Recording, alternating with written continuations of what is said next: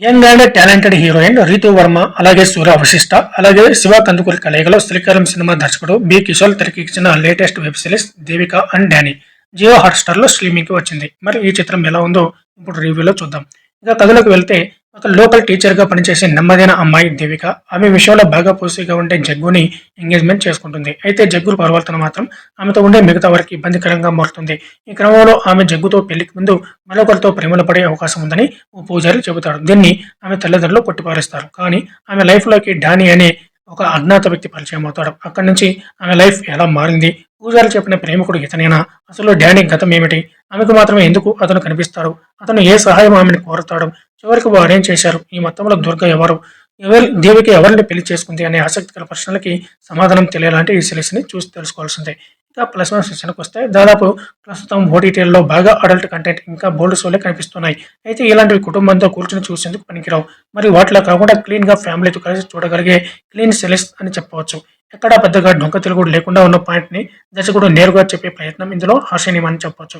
ఇక లీడ్ నటినట్లో రీతు వర్మకి మరోసారి తనకి తగ్గ సింపుల్ అండ్ హంబుల్ రోల్ దక్కిందని చెప్పాలి. సినిమాల్లో ఇదివరకు చూశాం, కానీ తన ఓటీటీ డెబ్యూని కూడా ఆమె నీట్ గా డిజైన్ చేసుకుంది. దేవిక పాత్రలో చాలా నేచురల్ పెర్ఫార్మెన్స్ తో ఆమె మెప్పిస్తుంది. ఇక నటుడు సూర్య వశిష్ఠ మంచి రోల్ ని చేశాడని చెప్పాలి. మంచి స్క్రీన్ ప్లేతో, హ్యాండ్లమ్స్ లుక్ తో డానీగా డీసెంట్ పెర్ఫార్మెన్స్ అని మంచి ఎమోషన్స్ తో కనబరిచాడు. ఈ సిరీస్ లో మరో ముఖ్య పాత్రధారులు సుబ్బరాజ్ కూడా సాలిడ్ పెర్ఫార్మెన్స్ ని అందించాడు. తనకి ఈ తరహా పాత్రలు భలే సూట్ అవుతాయి. ఓబోలో కూడా తన కామెడీ టైమింగ్ ఈ సిరీస్ లో రిలీఫ్ గా ఉంటుంది.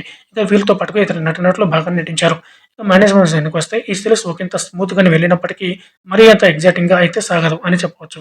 అలాగే కీలక టెస్ట్ కథనంలో రివీల్ అయ్యాక మిగతా కథనమంతా ఒకంత ఊహాజనితంగానే అనిపిస్తుంది. అలాగే ఇందులో నుంచి బలమైన ఎమోషన్స్ తో కూడిన కథనం ఆశించే ఆడియన్స్ కి కొంతమేర నిరాశ చెందవచ్చు. అలాగే కొన్ని లాగ్స్ కూడా సిల్లీగా అనిపిస్తాయి. మీకు పరిచయం లేని ఒక మనిషి సడన్ గా పరిచయం అయ్యారు, అక్కడి నుంచి తరచు కలుస్తున్నారు, ప్రతిసారి అవతల మనిషి ఒకే కాస్ట్యూమ్ లో ఉన్నప్పుడు మినిమం డౌట్ ఎందుకు ఒకే డ్రెస్ లో ఉన్నామనేది వస్తుంది.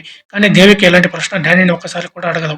అలాగే ఇంకొంతమంది పేర్కొన్నట్లు హర్ష చిముడు, సోనియా సింగ్, ఇంకా శివ కందుకూర్ లాంటి వారు తమ పాత్రలతో మెప్పించలేకపోయారు. అలాగే నడి కోవేశ్వర్ల చాలా కాలం తర్వాత తెలుగు స్క్రీన్ పై వచ్చినప్పటికీ ఆమె ఎమోషనల్ పార్ట్ అంతగా ప్రభావం చూపించదు. దీన్ని ఇంకొంచెం బెటర్ గా డిజైన్ చేసి ఉంటే బాగుండేది. ఇక ఈ సిరీస్ లో నిర్మాణ విలువలు సాలిడ్ గా ఉన్నాయి. జాయ్ ఫిల్మ్స్ బ్యానర్ పై చాగంటి సుధాకర్ ఎక్కడ కాంప్రమైజ్ కాకుండా ఈ సిరీస్ ని నిర్మాణం వహించారు. వెంకట సి దిలీప్ ఇచ్చిన కెమెరా విజువల్స్ బాగున్నాయి. అలాగే జై కృష్ణ సంగీతం బాగుంది. కార్తికేయ ఎడిటింగ్ కూడా బాగానే ఉంది. ఇంకొన్ని చిన్న ట్రిమ్ చేసి ఉంటే సిరీస్ మరింత ఎఫెక్టివ్ గా ఉండేది. ఇక దర్శకుడు బి కిషోర్ విషయానికి వస్తే, ఈ మధ్యకాలంలో ఓటీటీలో వస్తున్న బోల్డ్ కంటెంట్స్ కి అతీతంగా తను చేసుకున్న క్లీన్ లైన్ బాగుంది. తను చెప్పాలనుకున్న పాయింట్ ని దాదాపు బాగా నడిపించారు. కానీ ఇంకొంచెం బెటర్ గా కూడా ట్రై చేస్తే ఉంటే బాగుండేది. ఎమోషన్స్ ని ఇంకా స్ట్రాంగ్ గా ఎలివేట్ చేసి ఉంటే ఈ సిరీస్ మరింత ప్రభావం చూపించి ఉండేది. అయినప్పటికీ తన వర్క్ ఈ సిరీస్ కి మెప్పిస్తుంది. ఇక మొత్తంగా చూసుకున్నట్టయితే, ఈ దేవిక అండ్ డానీ సిరీస్ ఒక క్లీన్ అండ్ సింపుల్ గా సాగే డీసెంట్ ఎంటర్టైనర్ అని చెప్పొచ్చు. లీడ్ నటినట్లు బాగానే చేశారు. పెద్దగా డివియేషన్స్ లేకుండా దర్శకుడు కథని చెప్పిన తీరు ఈ సిరీస్ లో బాగుంది.